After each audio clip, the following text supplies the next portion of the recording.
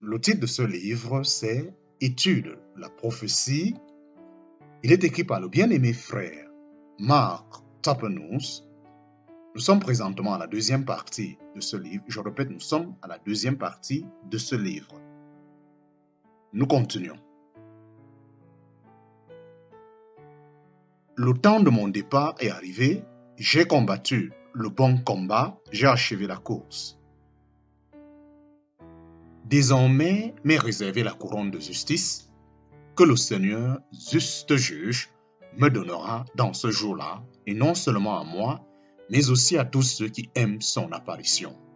En parenthèse, 2 Timothée chapitre 4, versets 6 à 8.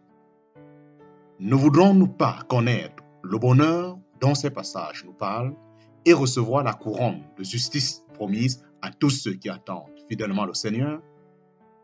Chapitre 1 sous 2, comment devons-nous étudier la prophétie? Chapitre 1 sous 2, comment devons-nous étudier la prophétie?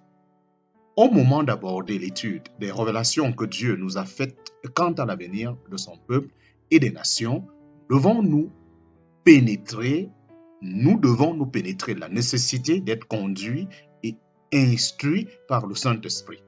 Cette condition est d'ailleurs valable pour l'étude de toute vérité biblique. Seul le Saint-Esprit peut nous faire comprendre les Écritures et rendre cette étude profitable pour nos âmes. C'est ainsi seulement que nous saurions garder des spéculations de l'esprit humain. Puisque Christ est au centre de la prophétie, c'est lui que nous nous efforcerons toujours de découvrir et de considérer. La contemplation de sa glorieuse personne sera le plus sûr moyen de nous préserver d'une vaine curiosité. L'apôtre Pierre déclare qu'aucune prophétie de l'Écriture ne s'interprète elle-même, en parenthèse, ou n'est d'une interprétation particulière, en parenthèse aussi, 2 Pierre chapitre 1, verset 20. Cela signifie que lorsqu'on étudie la prophétie, on doit se garder de l'isoler de l'ensemble des pensées de Dieu, qui se rapportent toutes à Christ. La prophétie fait donc partie de ce tout magnifique qui est la parole de Dieu. Aussi, pour comprendre la pensée de Dieu sur un point particulier, devrions-nous toujours relier celui-ci au passage traitant du même sujet, de manière à bien saisir la vérité fondamentale que l'Esprit désire nous communiquer. Cela nous amènera à examiner le développement de cette vérité dans les livres, la parole qui la mentionne, peut-être à des points de vue divers, mais non contradictoires. Rappelons à ce propos l'image si juste à laquelle on a recouru pour expliquer les différences que l'on peut constater entre les prophéties de l'Ancien Testament, des évangiles, des épîtres et de l'Apocalypse. Ceux qui habitent un pays montagneux ont souvent remarqué que, vu de loin, deux sommets paraissent appartenir à une seule et même chaîne de montagnes. Lorsqu'on s'en approche, on s'aperçoit qu'ils sont séparés par une profonde vallée et éloignés de plusieurs kilomètres l'un de l'autre. Si l'on s'avance davantage, on découvre d'autres reliefs plus différenciés encore, dont on ne pouvait soupçonner l'existence lorsqu'on était au pied de la première chaîne. De même, les prophéties de l'Ancien Testament nous présentent souvent la vérité prophétique sans faire ressortir les différents plans successifs qui la composent, tandis que le Nouveau Testament met en lumière les multiples perspectives. C'est toujours le même panorama, mais vu de plus près, ce qui permet d'en mieux distinguer les éléments tout d'abord confondus. Cela explique aussi la difficulté que nous éprouvons parfois à établir l'ordre chronologique de certains faits prophétiques. Au reste, il faut nous souvenir que la parole prophétique est une lampe qui brille dans un lieu obscur jusqu'à ce que le jour ait commencé à luire et que l'étoile du matin se soit levée dans nos cœurs. En parenthèse, 2 Pierre chapitre 1, verset 9. Cette lampe éclairant la nuit nous donne juste la clarté qui nous est nécessaire, mais ce n'est pas encore le soleil qui dissipe entièrement l'obscurité. Il est des choses révélées que nous ne pouvons expliquer. Nous prophétisons en partie parce que nous connaissons en partie, en parenthèse, 1 Corinthiens chapitre 13, verset 9. Mais bientôt la lumière se fera en nous sur tout et ce qui est en partie aura sa fin. Alors nous connaîtrons à fond comme aussi nous avons été connus. En parenthèse, 1 Corinthiens chapitre 13, verset 12. En attendant ce jour glorieux, contentons-nous de méditer humblement ce que Dieu a bien voulu dans sa grâce nous révéler de ses desseins merveilleux et demandons-lui le secours de son esprit qui sonde toutes choses, même les choses profondes de Dieu. En parenthèse, 1 Corinthiens chapitre 2, verset 10. Fin de la première partie de ce livre. Nous entrons dans la deuxième partie de ce livre. Deuxième partie de ce livre où chapitre 2,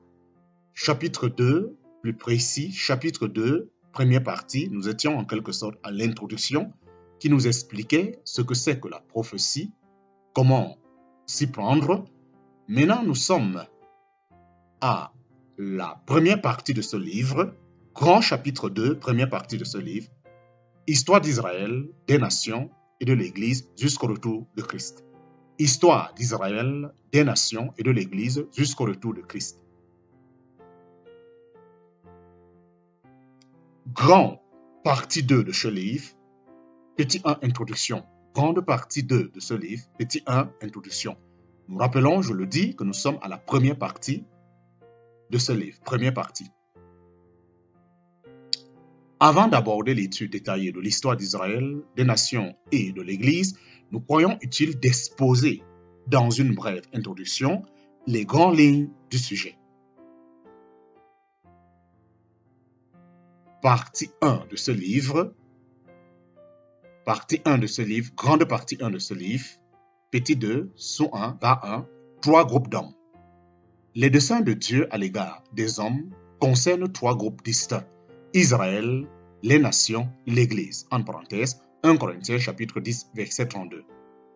Fait remarquable, l'histoire de ces 3 groupes converge sur le retour du Seigneur. Ce retour apportera le bonheur terrestre aux 2 premiers pendant le millénium, tandis que l'espérance de l'Église est d'être enlevée à la rencontre du Seigneur, son céleste époux, ou être avec lui. Grande partie 2 de ce livre, première partie, petit 2, chute de l'homme.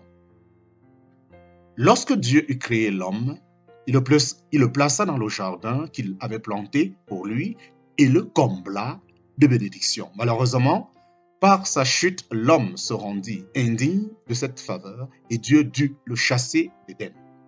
La descendance d'Adam, s'étant entièrement pervertie, fut anéantie par le déluge. Quant aux générations issues des fils de Noé, nous les voyons sombrer dans l'idolâtrie et attirer sur elles le jugement de Dieu à la tour de Babel, en parenthèse, Genèse chapitre 11. Grande partie 2 de ce livre, grande première partie, partie 2 de ce livre, petit 1, sous 3, l'appel de mise à part d'Abraham. Appel de mise à part Abraham. De Babel, l'Éternel dispersa les hommes sur la face de toute la terre, en parenthèse, Genèse chapitre 11, verset 9. Mais il appela Abraham, lui disant, va-t'en de ton pays et de ta parenté et de la maison de ton père, dans le pays que je te montrerai. Et je ferai devenir une grande nation, et je te ferai devenir une grande nation, et je te bénirai, et je rendrai ton nom grand, et tu seras une bénédiction, et en toi seront bénies toutes les familles de la terre. En parenthèse, Genèse chapitre 12, versets 1 à 3. Ainsi, en vertu d'un décret de sa grâce souveraine, Dieu appelle Abraham hors de son pays, fait alliance avec lui et lui promet 3 choses. Premièrement, un pays, la Palestine. Deuxièmement, une postérité innombrable qui constituera une grande nation, le peuple d'Israël. Troisièmement, par le canal de ce peuple, toutes les familles de la terre seront bénies. Cette bénédiction universelle consistera dans la révélation de Dieu par sa parole et par la venue du Sauveur sur la terre. Hélas, Israël ne demeura pas fidèle, de sorte que Dieu dut le châtier. Ce furent les captivités successives et, après qu'Israël eut rejeté son Messie, la destruction de Jérusalem et la dispersion des Juifs parmi les nations. Mais Dieu reprendra ses relations avec son peuple lorsque l'histoire de l'Église sur la terre sera terminée. Il le ramènera en Palestine et le fera passer par une grande tribulation qui conduira une partie du peuple, en parenthèse, le résidu, à s'humilier d'avoir rejeté et mis à mort son Messie. Cette histoire d'Israël s'achève par l'apparition en gloire du Seigneur Jésus qui, après avoir anéanti ses ennemis et jugé les nations, entrera dans son règne. Grand 2, première partie de ce livre, petit 4, les nations. Quant aux nations, leur histoire, nous l'avons dit, est orientée également vers le retour de Christ, dont le règne de justice et de paix apportera enfin la bénédiction au peuple déchiré par des siècles de guerre et de haine. Lorsque Israël, ayant abandonné l'Éternel, fut émené en captivité, Dieu attribua un rôle aux nations dans ses voies quant à la terre. Alors débutèrent les temps des nations, en parenthèse, 607 avant Jésus-Christ, période qui s'étendra jusqu'à la venue du Seigneur en gloire.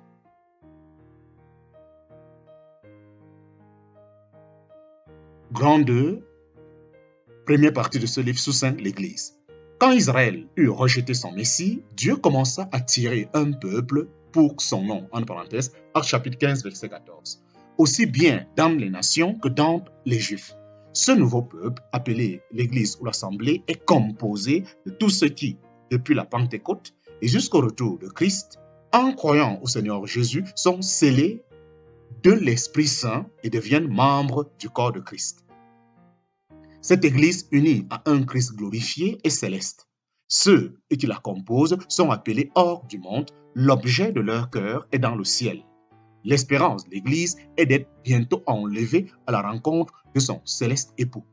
Son histoire sur la terre se terminera donc par la venue du Seigneur. Précisons que cette venue ne fait pas partie des événements prophétiques puisqu'elle marque l'achèvement de l'ère de la grâce. La période prophétique s'arrête à la mort du Seigneur et ne reprendra son cours qu'après l'enlèvement de l'Église. Grand 2, première partie de ce livre, sous 6, centre de la prophétie, Christ et sa glorification. Centre de la prophétie, Christ et sa glorification. Avant d'aller plus loin, rappelons encore que Christ est au centre du plan divin à l'égard d'Israël, des nations et de l'Église. Le grand but des dispensations de Dieu, c'est de se glorifier lui-même en Christ. Par conséquent, ni le peuple juif, ni les nations, ni l'Église ne sont les objets directs de la prophétie. Pas plus qu'aucun des personnages que nous serions appelés à considérer au cours de notre étude. L'objet suprême de la prophétie, c'est Christ. Les divers sujets que nous venons d'énumérer se rattachent à lui, constituent la sphère de sa gloire et ne présentent un intérêt pour nos âmes que parce qu'ils sont en relation avec lui.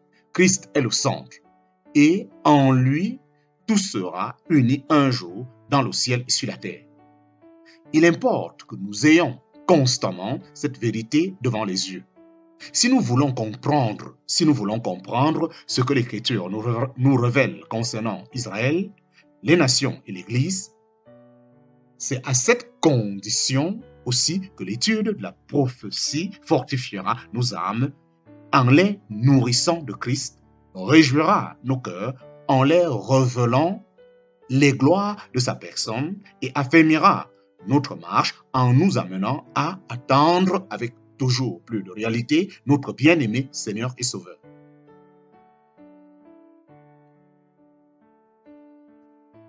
Grand 2 de ce livre, nous entrons maintenant dans le chapitre 2, si je me permets, chapitre 2 de la grande partie 1 de ce livre.